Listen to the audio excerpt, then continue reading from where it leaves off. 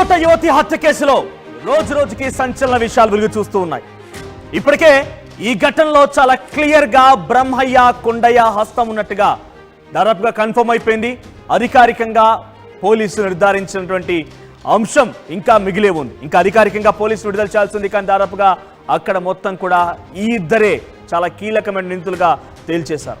ఈ నేపథ్యంలో ఇక్కడి వరకు మనం చూస్తున్న కజిన్ సొంత అన్నాయే కాదు, ఏకంగా తల్లి హస్తం కూడా ఉంటుందనేది చాలా మంది అభిప్రాయాలు వ్యక్తం చేస్తున్నారు. కామెంట్ రూపంలో కూడా తెలియజేసే ప్రయత్నం చేస్తున్నారు. అయితే నిజంగా తల్లి ప్రమేయం లేకుండా, తల్లి అనుమతి లేకుండానే తన కూతుర్ని హతమార్చే ప్రయత్నం ఆ ఇద్దరు సోదరులు చేశారా? దీంట్లో తల్లి ఇన్వాల్వ్మెంట్ ఏంటి? తల్లి పక్కాగా అంటే 3 నెలల క్రితం నుంచే ఈ రెక్కి నిర్వహిస్తున్నారు.